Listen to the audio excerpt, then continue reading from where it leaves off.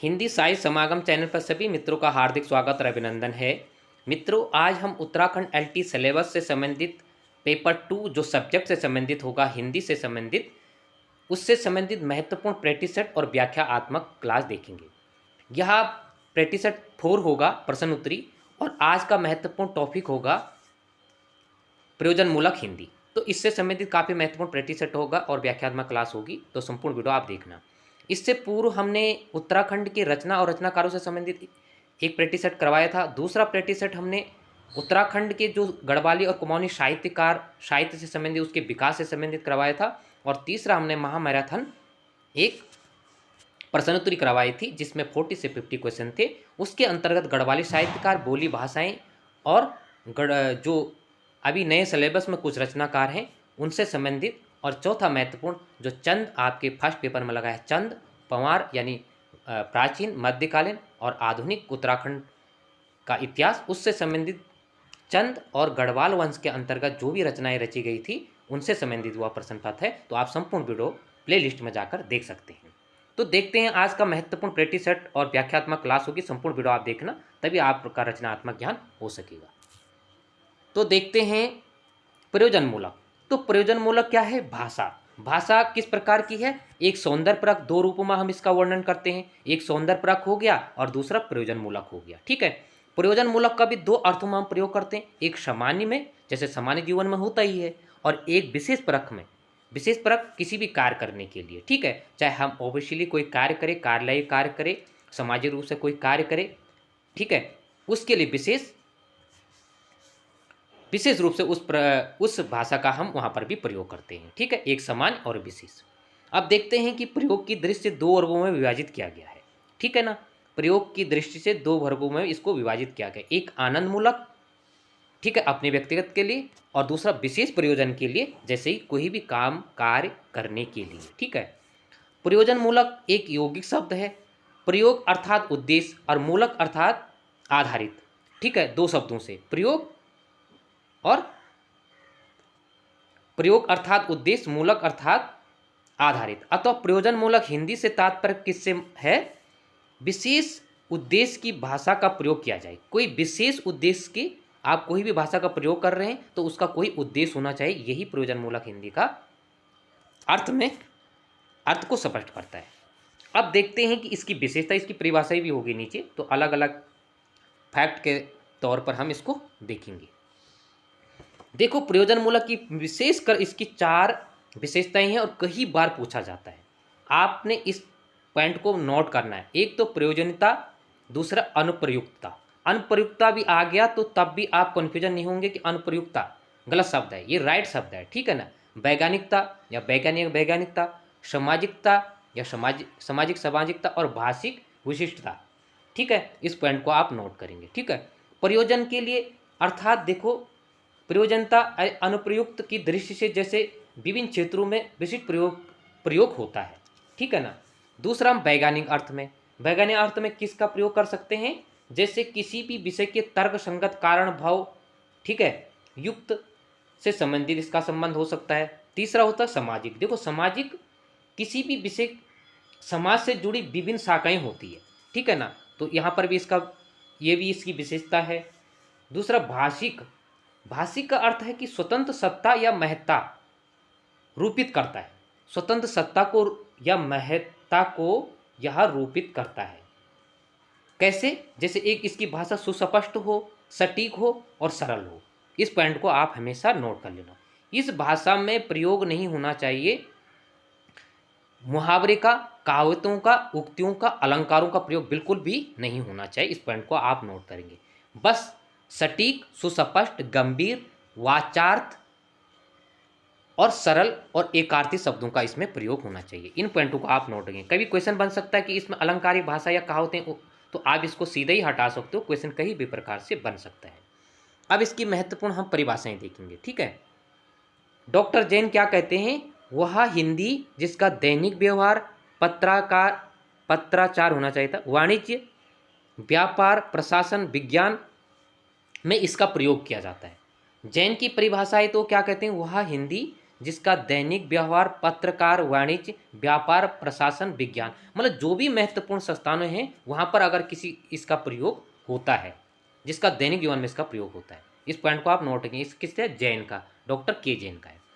दूसरा ऊषा तिवारी की है। ऊषा तिवारी क्या कहती है प्रयोजनमूलक हिंदी के संबंध में कि सरकारी कामकाज में प्रयुक्त होने वाली भाषा को प्रशासनिक कार्यालयी हिंदी कहा जाता है। ठीक है ना, यानी सरकारी कामकाज में किस प्रकार की भाषा की बात कर रही है, किया उन्होंने प्रशासनिक और कार्यालय हिंदी के बारे में उन्होंने बात की है। ठीक है, तो इन परिभाषाओं को आप नहीं भूलेंगे। आगे हम देखते हैं कि प्रयोजनमूलक के लिए प्रयुक्त माध्यम। तो प्रयोजनमूलक के लिए क्या प्रयुक्त माध्यम होना चाहिए? प्रयोजनमूलक हिंदी की शैलियाँ, हिंदी एक अत्यंत विकसित, ठीक है ना, अत्यंत विकसित एवं समृद्ध भाषा है। भाषा और साहित्य के स्तर पर इसका इतिहास अत्यंत ही प्राचीन है।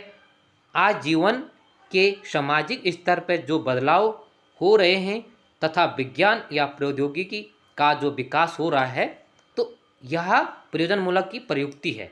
ठीक है ना, इसका माध्यम से इसका प्रयोग होता है प्रयोजनमूलक का। ठीक है ना, यह पॉइंट आपको देखेंगे। तो इसकी शैलियाँ क्या क्या हैं आप देखते हैं कि प्रयोजनमूलक की जो शैलियाँ, प्रयुक्त होने वाले माध्यम और शैलियाँ,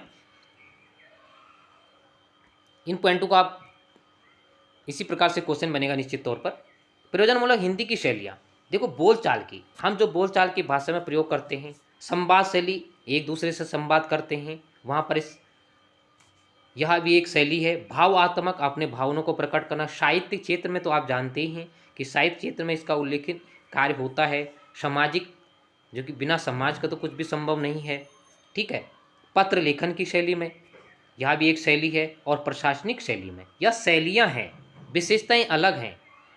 नोट कर लेना, विशेषताएं इसकी अलग हैं। ठीक है ना, और इसके विविध रूप भी अलग हैं। इसकी शैलियाँ यहाँ हैं। ठीक है ना, 7 प्रकार से। तो इस पॉइंट को भी आप नोट कर लेंगे। अब देखते हैं हिंदी भाषा के विविध रूप, जैसे कि उसमें सेकंड टॉपिक में लगा हुआ है, सेकंड में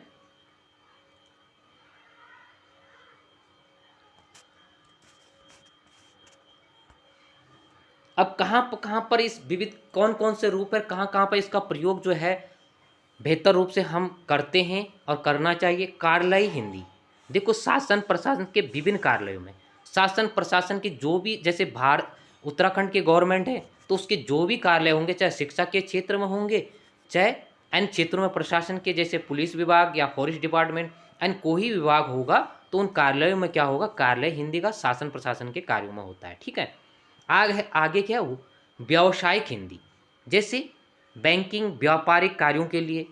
ठीक है ना, एंड भी काफ़ी व्यावसायिक संगठन हैं, वहाँ पर भी इसका प्रयोग का स्वरूप होगा वर्गीकरण के आधार पर।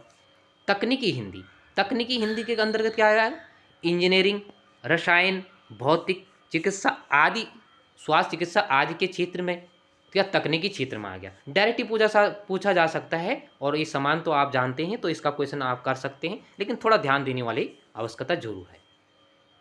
पढ़ने से ऐसा लगता है कि हमारी समझ में आ जाएगा, लेकिन जैसे हम क्वेश्चन करते हैं तो थोड़ा वहाँ से दिक्कत होती है। तो जैसे 1-2 बार आप अध्ययन करोगे तो बेहतर रूप से आपके समझ में आ जाएगा, क्योंकि नया टॉपिक लगा है उत्तराखंड में, तो थोड़ा समझना आपको अति आवश्यक है। जनसंचार के माध्यम से, अब जनसंचार के माध्यम से क्या है, दृश्य श्रव्य मीडिया के साथ समाचार पत्र पत्रिकाओं के माध्यम से जनसंचार के माध्यम में भूमिका, समाजी या सामाजिक। ठीक है ना, तो समाज के कार्यकर्ताओं द्वारा या राजनीतिक क्षेत्र में सामाजिक कार्यकर्ता भी जो सम्मेलन होते हैं, बैठकें होती है, और राजनीतिक क्षेत्र में तो होता ही है कि किस किस प्रकार से इसका प्रयोग किया जाता है। तो यह हिंदी भाषा के विविध रूप थे। ठीक है ना, अब देखते हैं इसकी 2 महत्वपूर्ण परिभाषाएं और हैं, क्योंकि परिभाषाएं देखो सामान्य तौर पर ये व्यवहारिक है, आप कर दोगे क्वेश्चन निश्चित तौर पर, जैसा अभी प्रैक्टिस सेट में आपको लगेगा कुछ, लेकिन सामान्य तौर पर अगर कुछ क्वेश्चन परिभाषाओं से पूछा गया, तो आपको पता है कि फर्स्ट यूनिट में भी काफ़ी परिभाषाएं पूछी जा सकती है, कुछ व्यावहारिक हिंदी में भी पूछा जाता है, तो वहाँ पर थोड़ा कन्फ्यूजन हो जाता है। तो आपको लगेगा कि ये कम से कम राइटर का नाम आप पहचान जाओगे कि जो है प्रयोजनमूलक में इन लेखकों ने, इन विद्वानों, भाषाविदों ने ये परिभाषाएं दी थी, तो एक समझ विकसित हो जाएगी। मोटूरी सत्यनारायण, मोटोरी सत्यनारायण ने क्या कहा था कि जीवन की आवश्यकताओं की पूर्ति के लिए उपयोग में लाई जाने वाली हिंदी को प्रयोजनमूलक कहते हैं। मतलब जीवन की आवश्यकताओं के लिए, ठीक है ना, जीवन की आवश्यकताओं के लिए हिंदी का प्रयोग, जीवन की आवश्यकताओं की पूर्ति, जब हम जीवन की आवश्यकताओं की पूर्ति करते हैं और उपयोग में लाई जाने वाली हिंदी को प्रयोजनमूलक हिंदी कहते हैं। जीवन से संबंधित आप इस पॉइंट को नोट कर लेना। कभी भी परिभाषाएं याद करते हो मित्रों तो सारा संक्षिप्त आप पढ़ते हो, अच्छी बात है, आपने उसका जो है व्याख्या भी कर दी है, उसका निचोड़ भी निकाल दिया, उसका निष्कर्ष भी कर दिया। लेकिन अगर अपने स्मृति को जगाने के लिए, तेज तरार धार देने के लिए एग्जाम के लिए यह महत्वपूर्ण होगा कि आप जो है पूरी परिभाषाओं में से ऐसा पॉइंट पकड़े, ऐसा महत्वपूर्ण बिंदु को पकड़े कि जो उससे आपकी समझ में आ जाए एग्जाम तक। अब देखो जो सत्यनारायण जी थे इन्होंने और भी कार्य किया, जो है इन्होंने ही जो है प्रयोजनमूलक की शुरुआत की थी, ठीक है ना, 1972 में, ठीक है, 1972 में इन्होंने क्या की थी, ये आंध्र प्रदेश के भाषाविद थे। ये कहाँ के थे, आंध्र प्रदेश के, नोट कर लेना, आ जाएगा कि सत्यनारायण कहाँ के थे, मोटोरी सत्यनारायण कहाँ के थे, आंध्र प्रदेश के भाषाविद थे, ठीक है ना। 1972 में इन्होंने क्या है, इन्हीं के प्रयासों से शुरुआत हुई थी, ठीक है ना। दूसरा इन्होंने क्या किया, 1974 में, 72 में इन्होंने स्टार्ट किया था, 1974 में इन्होंने क्या किया था, बनारस में एक गोष्ठी की, विभिन्न लोगों की एक गोष्ठी की, इसी के संबंध में, किसके संबंध में, प्रयोजनमूलक के संबंध में। इस पॉइंट को भी आप नोट कर लेना, 2 फैक्ट यहाँ से आप पकड़ लेना, ठीक है। आगे हम देखते हैं श्री रमा प्रसन्न। श्री रमा प्रसन्न, तो श्री रमा प्रसन्न की परिभाषा क्या है, प्रयोजनमूलक कहने में ऐसा आभास होता है जैसा निष्प्रयोजन परक भाषा का भी कोई रूप होता है। इस पॉइंट को पकड़ लेना आप, निष्प्रयोजन, प्रसन्न का मतलब निष्प्रयोजन परक भाषा का भी रूप होता है, अतः ऐसे व्यवहारिक हिंदी कहना चाहिए। क्या कह रहा है, प्रयोजन मूलक कहने से ऐसा आभास होता है जैसे निष्प्रयोजन परक भाषा का भी कोई रूप है, ठीक है ना। अतः इसे व्यवहारिक हिंदी कहना चाहिए, ठीक है ना। अब इन्हीं के उसमें परिप्रेक्ष्य में, इन्हीं की परिभाषाओं के परिप्रेक्ष्य में डॉक्टर नगेंद्र हैं, ये भी बहुत बड़े इतिहासकार हैं। इन्हीं के परिप्रेक्ष्य में नगेंद्र ने क्या कहा था कि जब उन्होंने निष्प्रयोजन कहा तो उन्होंने कहा निष्प्रयोजन नहीं, इसको आनंद मूलक होना चाहिए, ठीक है ना, आनंद मूलक होना चाहिए, ठीक है ना। पॉइंट रख लेना याद, निष्प्राण इनकी परिभाषाएं, सीधा आ जाएगा आनंद मूलक किसने कहा, नगेंद्र ने कहा। और हो सकता है इन्हीं की परिभाषाओं के परिप्रेक्ष्य में उन्होंने यह कहा था कि यह निष्प्रयोजन नहीं, बिल्कुल नहीं, गलत है, यह आनंद मूलक होना चाहिए, तो यह इनका विचार था, ठीक है। अब हम जो हैं आज की प्रश्नोत्तरी को प्रारंभ करेंगे।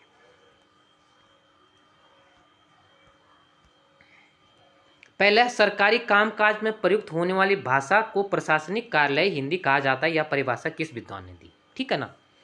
सरकारी कामकाज में प्रयुक्त होने वाली भाषा को प्रशासनिक हिंदी कहा जाता है, यह परिभाषा किसने दी, ए श्याम सुंदर दास, बी उषा तिवारी और डी सी डॉक्टर जैन और डी डॉक्टर नगेंद्र। तो यह परिभाषा किसने दी, तो इसका सही आंसर होगा उषा तिवारी ने। ऊपर हमने उषा तिवारी का नहीं किया था ना, तो एक उषा तिवारी, एक सत्यनारायण, एक नगेंद्र, ठीक है, और एक जैन, तो इनकी परिभाषाएं आप देख लेना।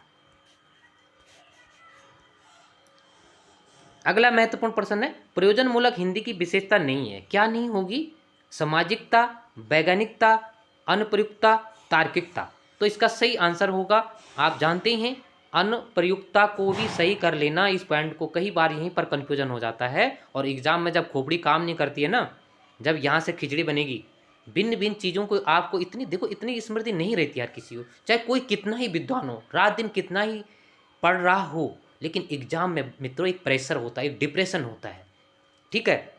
जब आप अच्छा करते हो, आप ग्राउंड में अच्छा करते हो, तो आप पर डिप्रेशन हट जाता है, दबाव हट जाता है, और जब आप बेहतर करते हो तो डिप्रेशन आपसे, जब आप बेहतर नहीं करते हो, एक क्वेश्चन के बाद एक क्वेश्चन इस प्रकार से गलत होने लगते हैं, तो तब आदमी डिप्रेशन में, दबाव में आ जाता तो वहाँ पर दिक्कत हो जाती। तो इसलिए फ्री माइंड से आप पढ़ना चाहिए, अध्ययन करना चाहिए, जिससे कि तो इसका सही आंसर क्या होगा? डी होगा, तार्किकता। ठीक है ना। अगला महत्वपूर्ण है, संवैधानिक रूप से कार्यालयी हिंदी के लिए प्रयोग होता है। क्या होता है?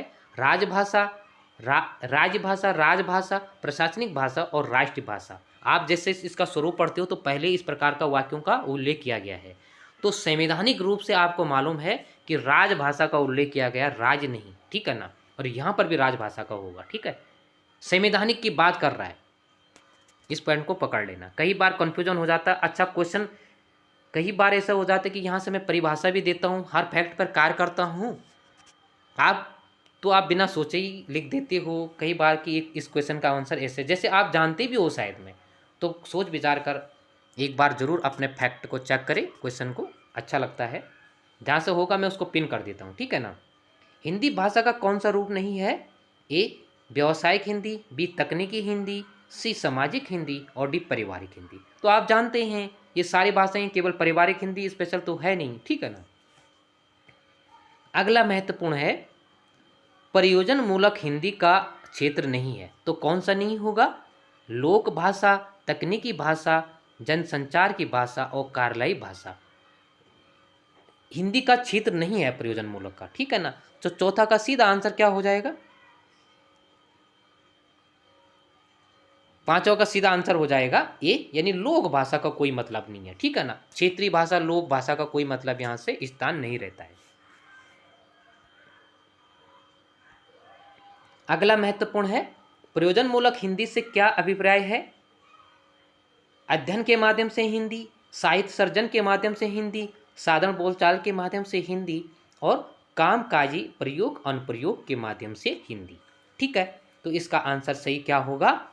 तो इसका सही आंसर होगा डी, कामकाजी। तो आपने देखा, अनुप्रयोग से कंफ्यूजन मत होना, डैश लगा है प्रयोग और अनुप्रयोग, शब्दों को पहचान लेना। और साहित्य वालों को विशेष रूप से इस प्रकार के शब्दों का गहराई से, गहनता से अध्ययन होना ही चाहिए, तभी आप एग्जाम को बेहतर रूप से फाइट कर सकते हो। दिन रात यूट्यूब में या सर्च करने से कुछ नहीं होगा। जब तक आप किताबी ज्ञान अपने नोट्स के माध्यम से नहीं करोगे तब तक संभव नहीं है मित्रों। इसलिए अपने को बेहतर रणनीति के अनुसार जितना अध्ययन हो सके अपना अध्ययन अपना करना चाहिए, नोट्स बनाना चाहिए। ठीक है ना। इन बातों को आप ध्यान अवश्य रखेंगे। मैं स्वयं एक यूट्यूब चला रहा हूँ, लेकिन मैं ये नहीं कहता हूँ कि दिन रात आप इसी से, हाँ अगर नोट्स बनाते हो अलग बात है। ठीक है ना। अधिसूचना का प्रकाशन होता है, कहाँ होता है? समाचार पत्र, सोशल मीडिया, राजपत्र, टेलीविजन के माध्यम से। तो अधिसूचना का कहाँ से होता है? राजपत्र के प्रकाशन होता है, राजपत्र में। ठीक है ना। इस पॉइंट को भी आप नोट कर लेना। अगला महत्वपूर्ण प्रश्न है 8वां, प्रयोजन मूलक का अर्थ है। क्या है? जिसका कोई शिल्प हो, जिसका कोई विशेष अर्थ हो, जिसका विशेष बोली भाषा का माध्यम हो, और डी जिसके मूल में प्रयोजन हो। मुझे लगता काफ़ी सिंपल है, लेकिन जैसे आप एक दो बार समझोगे तो निश्चित तौर पर आपका दिक्कत नहीं होगी, निश्चित तौर पर। ठीक है। तो इसका सीधा सीधा आंसर है डी। ठीक है ना। जिसके मूल में कोई प्रयोजन हो। ठीक है ना। बोली से माध्यम नहीं है, विशेष अर्थ से माध्यम नहीं है, शिल्प से माध्यम नहीं है। ठीक है ना।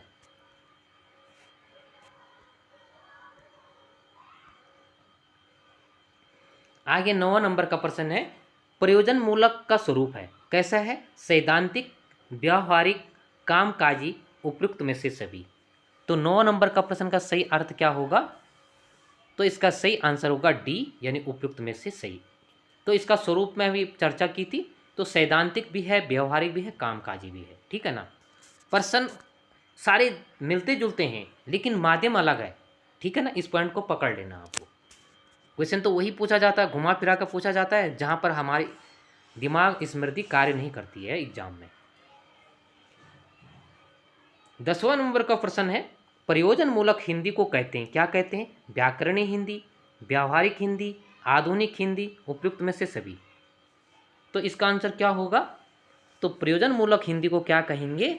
इसका सही आंसर होगा बी, यानी डी नहीं होगा। हर आंसर डी नहीं होगा। ठीक है ना। व्याकरण हिंदी से तो कोई मतलब ही नहीं है यहाँ पर, आधुनिक हिंदी कैसे आ जाएगी, तो इसका व्यावहारिक हिंदी ही होगा। ठीक है, आगे महत्वपूर्ण प्रश्न 11 है, निम्न में से कौन सा एक प्रकार प्रकार का पत्र का माध्यम नहीं है। ठीक है ना, कौन सा एक प्रकार का पत्र का माध्यम नहीं है। ठीक है ना, मौखिक पत्र, औपचारिक पत्र, व्यावसायिक पत्र, व्यक्तिगत पत्र। ठीक है ना, तो जो पत्र होंगे वो किस प्रकार का पत्र का माध्यम नहीं है, जैसे पत्राचार में आएगा ना, तो इसका सही आंसर क्या होगा 11 का, तो इसका सही हो जाएगा मौलिक। देखो लिखित पत्र पत्राचार जो वो है वो मौलिक है, वो तो सॉरी लिखित है, वो मौलिक का तो कोई आधार ही नहीं है। ठीक है ना, व्यक्तिगत है, औपचारिक और अनौपचारिक दो हैं, व्यावसायिक भी है। ठीक है,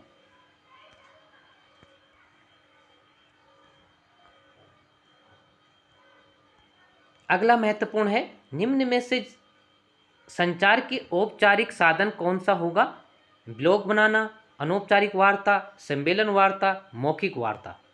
ठीक है, संचार, अब देखो संचार कैसे आ गया, संचार का माध्यम यहाँ पर इससे है, वो आईटीसी वाला संचार भी वहाँ पर भी होगा, परंतु यहाँ पर अगर हम भाषा बोली का प्रयोग कर रहे हैं तो वहाँ संचारी तो है, वो भी एक संचार का माध्यम हो सकता है।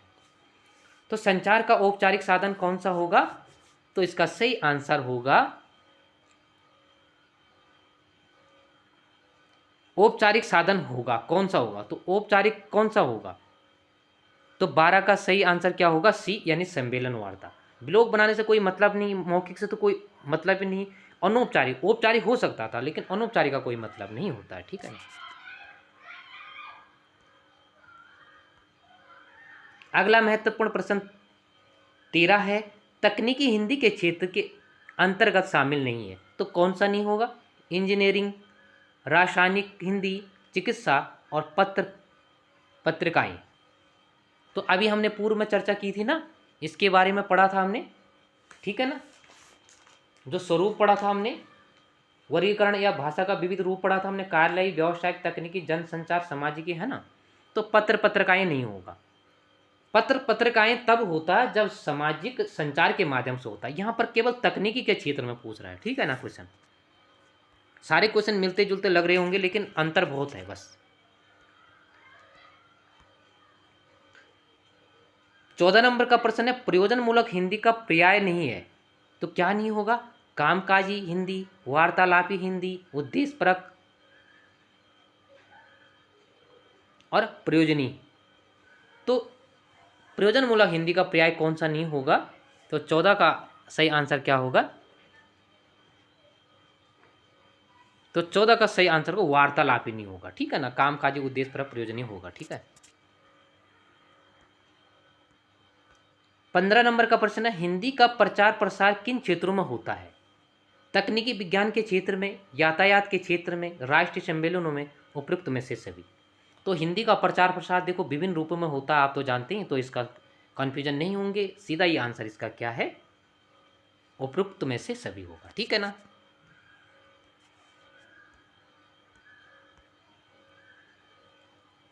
अगला महत्वपूर्ण प्रश्न है, प्रयोजन मूलक हिंदी कहने से ऐसा आभास होता है जैसे निष्प्रयोजन परक भाषा का कोई भी रूप होता है, अतः इसे व्यवहारिक कहना चाहिए, या परिभाषा दी है। तो यह परिभाषा किसने दिया, डॉक्टर के जैन ने दिया, ऊषा तिवारी, श्री रमा प्रसन्न और भोलानाथ तिवारी। तो यह किसका है, तो 16 नंबर का सही आंसर क्या होगा, यह रमा प्रसन्न का है। ठीक है ना, ये निष्प्राण याद रख लेना, अगर कोई परिभाषा नहीं हो तो उससे मिलता जुलता कोई शब्द दूसरी परिभाषा में ना हो, और कोई जटिल शब्द हो जिसका अर्थ आप समझ नहीं पा रहे हो या अर्थ आप समझते हो, कई रूप हो सकते हैं, तो इस शब्दों में परिभाषा याद करने का एक तरीका यह हो सकता है। शायद मेरे लिए आपके उद्देश्य अलग हो सकता है, क्योंकि हर प्रत्येक व्यक्ति की विभिन्नताएं अलग होती है, सारे लोग एक ही तरीके से कार्य नहीं कर पाएंगे, लेकिन हाँ माध्यम हो सकता है। इसी के परिप्रेक्ष्य में मैंने अभी कहा था कि रमा जब निष्प्राण की बात आई थी, तो अभी मैंने कहा था कि नगेंद्र ने जो है ना, अभी पूर्व में मैं कह चुका हूँ, तो उन्होंने इसको नकारा था कि नहीं, इसी के परिप्रेक्ष्य में अपनी परिभाषा निष्प्राण भाषा का रूप नहीं होता, बल्कि इसमें आनंदमूलक होता है। ठीक है ना, आनंदमूलक की बात आएगी तो नगेंद्र की बात आएगी। तो मित्रों आज यह था व्याख्यात्मक क्लास था, छोटी क्लास भी नहीं थी, फैक्ट पर चर्चा की गई थी क्योंकि कम समय, आपको फैक्ट जरूर होना चाहिए।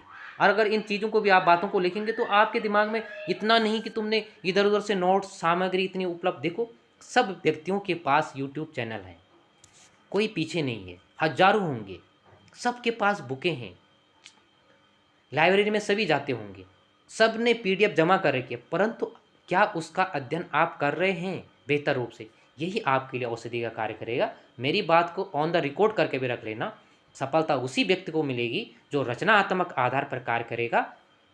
मैं ऐसा भी नहीं कहता हूँ, कई बार ऐसा होता है कि आप यूट्यूब पर ऐसा कहते, मैं इसीलिए कहता हूँ कि दिन भर थोड़ी बहुत देखिए, देखना चाहिए, फैक्ट को देखें, उसके बाद अपना नोट्स बनाए, लेकिन दिन भर किताबी अध्ययन होना ही चाहिए। आप जब तक अपना नोट्स और किताबी अध्ययन नहीं करेंगे मित्रों, तब तक कुछ भी संभव नहीं है, क्योंकि आज का एग्ज़ाम ग्रुप सी का जो पहले का माध्यम था वो बिल्कुल भी नहीं रह गया। आपका माध्यम थोड़ा व्यावहारिकता से हटकर जटिलता पर आ चुका है, और जहाँ पर आपने एक दो नहीं चारों तरीके से आपने इस तरीके से अपनी तैयारी रणनीति बनानी कि सभी विषयों पर, सभी टॉपिकों पर आपने मजबूत से मजबूत पकड़, जो आज वर्तमान में इतने लोग तैयारी कर रहे हैं, तो अगर सभी लोग तो कर रहे हैं, सबके पास अध्ययन सामग्री है, सबके पास लाइब्रेरी है, सबके पास किताबें हैं, नोट्स हैं, यूट्यूब है, लेकिन निकलता वही है जो अध्ययन करता भीतर उसे, जो नया सर्जन करता है। ठीक है ना? तैयारी सभी कर रहे हैं, एक ग्रुप में 20 लोग हैं, सभी कर रहे हैं, लेकिन उस ग्रुप में कभी तो कोई निकलता ही नहीं, कभी 2-3 निकल जाते हैं। तो अतिरिक्त करना होगा, कुल मिला के अतिरिक्त करो, कुछ ना कुछ नया करो, कुछ नया करो, कुछ नोट्स बनाओ, कुछ अपना नया फैक्ट को देखो, चेक करो, जिससे कि आप सफलता अवश्य आपको मिलेगी। तो आज के लिए इतना ही, फिर हम फर्स्ट पेपर में लाएंगे, और रेगुलर मैं क्लासें नहीं ला सकता हूँ, इसके लिए मैं आपसे क्षमा चाहूँगा, लेकिन जब भी लाऊँगा तथ्यों के आधार पर लाऊंगा, बेहतर से बेहतर लाऊंगा। इसीलिए भी क्योंकि जब एक कोई भी अभ्यर्थी तैयारी करता है और अध्ययन करता और अध्ययन कराता है, उसमें बहुत फ़र्क होता है, जैसे आपको मालूम होगा, बाकी इसका उल्लेख मैं नहीं कर सकता हूँ। तो मित्रों आज के लिए इतना ही। ये वीडियो अगर अच्छा लगे तो अपने मित्र को ज़रूर शेयर कीजिएगा, लाइक कीजिएगा, और नए हैं तो चैनल को सब्सक्राइब कीजिएगा। ठीक है ना? एक बात है, कम्युनिटी में भी काफ़ी क्वेश्चन मैं करवाता हूँ रचनात्मक आधार पर, आप वहाँ पर से 200-400-500 क्वेश्चन हैं, ठीक है, व्याख्यात्मक भी हैं, तो डायरेक्ट आप कम्युनिटी में जाकर भी क्वेश्चन देख सकते हैं।